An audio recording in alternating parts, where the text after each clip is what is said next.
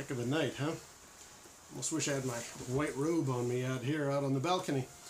Welcome to another Down the Rabbit Hole video. We're talking another Blade Runner video, and I just thought to myself, since I've kind of covered the 1981 film a lot, I wanted to maybe start working my way toward 2049, the sequel.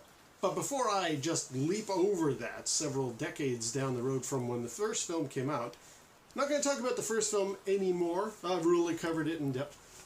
Why don't I talk about some of the stuff that happened in between? And one of the first things that I encountered was the book Blade Runner 2, The Edge of Human. I saw this in a comic shop, along with other science fiction novels that you could buy in the 90s, I want to say. And I remember thinking to myself, no, you can't do a sequel to Blade Runner. That film is impossible to do a sequel about. Just the very nature of the story, how it happened, now this was the 90s, so everything was getting sequels, and I just thought, no, please don't do that. That's not right. But, so I never read the book. And now that I'm kind of working my way toward an actual film sequel to original Blade Runner, let's maybe discuss or investigate that book. Let's investigate it like a Blade Runner investigator. Now, I, again, never read the book. I don't know much about it, but I have researched it online, and I gotta admit, I'm kind of glad I never read the book. It's by a writer called J.W. Jeter. I think that's how you pronounce his name. He's actually done some other stuff, like he did some Star Wars novels and things like that. And apparently inside the book there's a picture of him with Philip K. Dick. He knew Philip K. Dick, the original writer of Do Androids Dream of Electric Sheep, upon which Blade Runner the film is based, for anybody who doesn't know that. So J.W. Jeter knew Philip K. Dick, kind of got into his head somewhat, I guess, or was certainly, I guess, the best person to write a sequel, if you want. Years went by. Philip K. Dick actually passed away before Blade Runner even came out in the theater, so we're talking many years later, but his estate were pleased with J.W. Jeter's works and said, hey, you get our blessings to write sequels to Blade Runner, and he did, among which was The Edge of Human. Now, I just thought to myself, no, you can't do a sequel, but since this book was around, I guess you can. And I'm going to totally give a shout out here to a video channel called Hidden Gems, which is kind of used a lot in a lot of video references on YouTube. So the actual channel is called Hidden Gems. I'll put a link below to the video from the fella who actually went through the plot. Now, I'm not going to spoil a lot, but I'm going to spoil the major chapters, no pun intended, of the book. So if you don't want to know what happened in the book, don't watch my discussion, and don't watch his, because he does go into quite a few spoilers as well. But I'm just riffing off what he said in his video. So again, I'm saying this without actually knowing anything about the plot, not knowing anything about the book, having not actually read it for myself, so I don't claim any responsibility for what I'm about to say. But just given what Hidden Gems said in their like half-hour breakdown, I just thought to myself, man, I am glad I never read that book. It sounds awful. And so this is going to be a negative review. If nobody likes to hear that, please click away. I usually talk about stuff that I like, but occasionally it's kind of fun to do a deep dive into something that's not very good. And again, I haven't read this book, so I can't really claim any authority on it. But just from sort of across the street, listening to what Hidden Gems has to say about it, it sounds terrible. So, I think I need to fix myself a drink. Gonna get out the old Johnny Walker, because really, you gotta do it properly here. So, let's get myself all prepped to do a review of this movie. Ooh. I don't have much left. We might have to, we might even be polishing this off today. We'll see. Okay, so, let's get started. First things worth noting about the book. It is now the year after the film of the original 1982 film. It's the year 2020. The film was in 2019. And it uses the theatrical cut as its basis. And so therefore, Deckard and Rachel have left LA and driven through the woods in the happy ending that the theatrical cut is famous for. The story, from what I gather, what spurs things along is the fact that the LAPD managed to track down Deckard, and the Tyrell Corporation is now run by Tyrell's niece, who was referenced in the original film. The little girl in the photograph, the one that Rachel's memories are based on, apparently her name was Sarah, and that is who is now in charge of the Tyrell Corporation. And through her, the LAPD says to Deckard, hey, you never finished your job. There were 6 replicants originally, 3 male, 3 female. One of them got fried running through an electrical field. We lost the others. But we only saw 4 in the film. And I think the premise was always, where was that 5th replicant? Now, for those who know the actual production of the film, there was going to be a 5th replicant, Mary. They had an actress hired for the part. They were ready to do scenes, and I think Ridley Scott ran out of time, ran out of pacing, decided, you know what, we'll just axe the 5th replicant and not bother with that part of the plot. And unfortunately, because Emmett Walsh says 6 replicants on screen, you can't really, back in those days, you couldn't CGI his mouth to make it, it was only 5, one got fried running through an electrical field, so now there's only 4 left. So this book is kind of using one of the flaws of the original film as its launching point. You were supposed to get rid of all 5 of these replicants. You gotta go get that 5th one. So that's, okay, you know what, that's not a bad way to go through with it.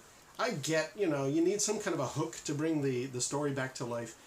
There was a flaw in the scripting, so yeah, let's get that 5th replicant as our main crux of the story. Deckard doesn't want anything to do with it. He's like, no, you all... I'm trying to remember the way it was worded, but he obviously left LA with Rachel so that they could live a life quietly away from the city. So he doesn't want to be in an investigator anymore. He doesn't want to be a Blade Runner anymore. No, go away, leave me alone. What is, according to Hidden Gems, an interesting plot device, but it has bad connotations. Because unfortunately, Rachel's in a fridge. Now, for those who don't know, there is a long-known bad writing trope of girlfriend in a fridge, where you use the love interest of our main character to be in peril, to die, what have you, as a way to, like, move the story along, get the main character angry, or get him motivated, because you can't come up with a plot device yourself, so you stick the girlfriend in a fridge. It's a well-known thing, look it up. Rachel is in a fridge in the setting of the film, or in the book, but it's not that use of the fridge moniker. It's actually, it kind of makes sense. She has an unknown lifespan, and they are using this cryogenic freeze thing to extend her life. So it's like, okay, you're still making her no longer part of the plot. I don't really love that, but I get it. I understand it. And it's not like this is a central thing, at least to my understanding from what Hidden Gem says. It's not like this is actually motivating Deckard to act further in the plot. It's not like they took her away and stuck her in cryogenic freeze. No, she's in the cabin, or wherever the heck they are living now, frozen in time. And Sarah, the now CEO of the Tyrell Corporation, gives kind of Deckard a little, what's the word I'm looking for? As a way to, like, motivate him, she gives him the promise that we run the Tyrell Corporation. We will find a way to extend her life so you don't have to have her stuck in that fridge anymore. You can, if you work with us, we'll work with you and we'll extend Rachel's life. It's like, okay, it's a weak use of the girlfriend in a fridge motif, but I guess we can let it go, because that's all right. Sure, fine, okay.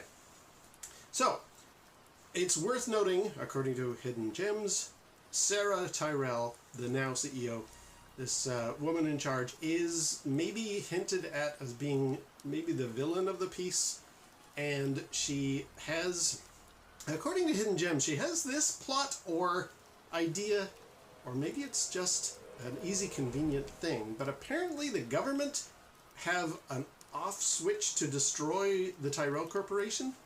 Like, a bomb that would explode and destroy the building is laid in place by the government, which I'm like, what? I mean, sure, it's a dystopian future kind of a view, but I don't understand why they would have put explosives into that building. Does the government of LA of the future do that with a lot of big corporations? Like, do they just put off switches in everywhere? I don't know. It's a bit of a loose plot point, but apparently Sarah is on board the fact that this exists, and she actually wants to destroy the Tyrell Corporation herself. She's got some hidden plot in her mind about, yeah, my uncle's legacy was a terrible thing and I'm going to destroy it. So that's hinted at according to Hidden Gems.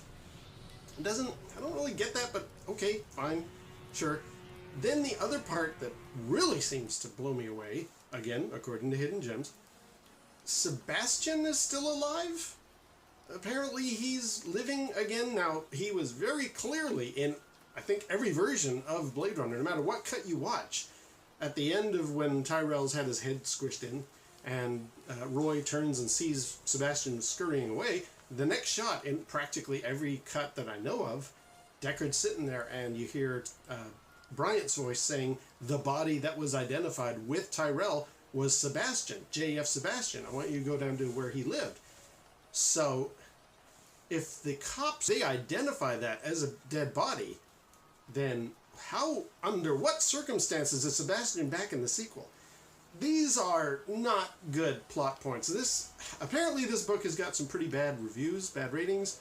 Hidden Gems likes it, but I'm just sitting there going, no, if you're digging up Sebastian as a character, that's weak sauce. That is bad writing. I'm sorry. And it gets worse, because again, according to Hidden Gems, Pris is still alive. Sebastian somehow revived her, even though she was shot through the gut. And Batty has a very touching scene mourning her death. So what? Sebastian managed to crawl out of the Tyrell Corporation, bandage himself up, goes back and rebuilds Pris? The heck? This is bad writing. I'm sorry, this is just terrible. That is not what you do with ongoing characters. If you want to revive one or two, I can understand it, but this is just really, really bad. Okay, so back to where we are with the story. That is apparently some subplot. Sebastian's running around and Pris is there and they're doing stuff. I don't want to get into that. Deckard is out. Now this sounds interesting to me. Deckard is out in the wasteland outside of the city, which is actually kind of paralleled what we see in 2049. He does, Kay leaves the city and goes out into kind of that wasteland area beyond LA, beyond the walls. And this sounds like this was like an early prototype version of that, because Deckard's out in the wasteland. And he goes to like a police safe house because, well, I'm not sure why he goes there, but when he gets there, Dave Holden, the guy from the beginning of the film that Leon shoots, who was in a hospital, at least he's not being brought back from the dead. He was at least in cut scenes in like a hospitalized, you know, hooked up with pipes and sutures and stuff. He was at least, we know he survived the attack. And he's there in the safe house. And this is where I really have a problem with this. So is, or at least later it's revealed, Roy Batty. Now, don't get angry. It's not like they brought back Rutger Hauer's character from the original film. This is the original Roy Batty, the one that the Replicant is based on, the human version of Roy Batty. Okay, so in this sequel, we basically just revived all of the characters from the first film, or the first story. Great. Alright, so we've got Roy is still alive. Roy Batty's original human form. Like Sarah is the inspiration for Rachel, this is the Roy Batty that the Replicant is based on. He's alive. Now, Holden reveals that he was saved by the real Roy Batty. And Roy Batty convinces Holden to kill Deckard, because Batty is part of, or is aware of, the fact that the Blade Runners as a unit are very bad people. They're actually executing innocent, quote-unquote innocent, replicants. So he doesn't want Deckard to succeed, and therefore he wants Holden to kill him. Apparently there's some sequence where, you know, I guess Holden is in a bind. It's like, well, I was here with Roy Batty. Now what do? I have to kill you, Deckard. But he changes his mind, and instead he kills Roy Batty. Okay, that's kind of one of those neat scenes that you get in a lot of stories. I get it. Okay. So that's that part of the chapter. Now there's other stuff I'm glossing over. Hidden Gems goes into a whole sequence about the animal hospital, which is apparently more akin to what's in the book of Do Androids Dream of Electric Sheep? Check out Hidden Gems video for all of that stuff. I won't go into it, but there's a whole subsection about that as well. And I haven't heard what happened to the Pris and Sebastian plot. Okay, fine. So Sarah, Tyrell, who runs a corporation, who wants it destroyed, calls up Deckard and says, there never really was a sixth replicant. Or the fifth replicant, the one that we got you to chase after, that was a ruse. We didn't actually have a fifth replicant, so it's somewhat consistent to the original film. We actually wanted to get you to find Holden, because then you would find Roy Batty's, the real Roy Batty. And we wanted to get rid of Roy Batty. We figured you would kill him because we don't want any more Roy Batty replicants running around. So therefore, if you kill the original human he's based on, that means there'll be no more replicants based on him. I don't get the logic there, but okay. Again, I haven't read the book, but it just sounds bonkers at this stage to me. Regardless, that's the plot. So Deckard's, I guess, figured, okay, mission over, I've done my part. Roy is dead, and Sarah's giving me my sort of freedom at this point. So he goes back to, he's just like, I'm done with all of this stuff. And this is in keeping with the character. But Deckard's actually a pretty reluctant, kind of a weird main character. I've talked about this before. He's very easily beaten up. He's a broken man, shall we say it that way. And now, he's just like, okay, I'm done. I'm finished what you wanted me to do. Leave me alone. I'm going back into the woods to the cabin, and we'll get Rachel extended her life, etc. But when he gets there, the cabin's been burned down, and Rachel is gone. So, oh no, what happened? Which is... It sounds very melodramatic. This is the kind of thing you get in, like, amateur writing. It seems like to me from the sidelines. I haven't read the book, but, like, really? This is where they went with as a sequel? Okay. He knows that Sarah took Rachel somehow. And so he goes back to LA again, and he enters the Tyrell building, where he sees Rachel asleep in a bed. And I have in my mind a vision of, like, I wonder if they did it like the scene in the film where he lowers his gun down and he pulls the sheet off and there's Rachel lying in the bed. I wonder if that's how that was written, or if that's what it was trying to echo, maybe.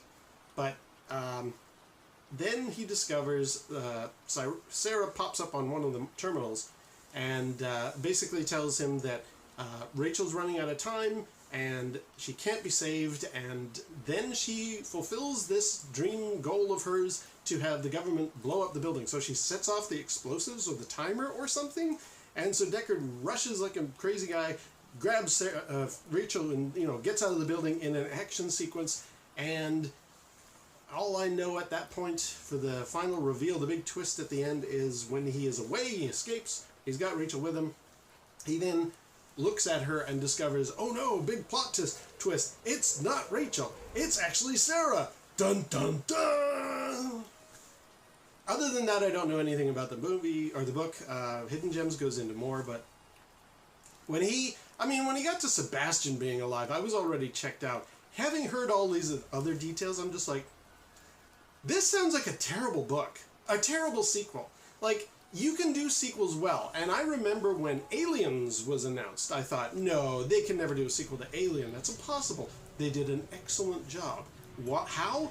By thinking it through and not just reviving old characters. Kane and Dallas didn't just come back for the sequel of Alien. No. You put some thought and effort into it. There have been glorious sequels. We all know many really good sequels. This sequel, book to Blade Runner, forget it. It sounds awful. So, I wanted to do my reaction, first take, exposure to what the plot line was as a video, because I just thought, yeah, I need to sound off. This sounds like it was pretty bad. Interestingly, Hidden Gems says it's a really good book. Like, he thinks it's a B-, I think he gives it. But he is shocked and surprised at all the reviews online that everybody thinks it's awful. And again, I haven't read the book, so I cannot claim any real authority on this, but from the sidelines, just getting these plot points and hearing all of this, I'm just like, yeah, no, it sounds pretty terrible to me. So, anyway, there is my distant review, or at least my opinion, on Blade Runner 2, The Edge of Human, the first sequel that I ever heard of to Blade Runner, when I thought, no, you can't do a good sequel to Blade Runner. We will eventually get to 2049, because I have many things that I want to say about that one. It at least did get to be a sequel, so. Alright, well, it's still pretty miserable out there, so I'm going to finish off my drink. Until next time, we'll see you down the rabbit hole.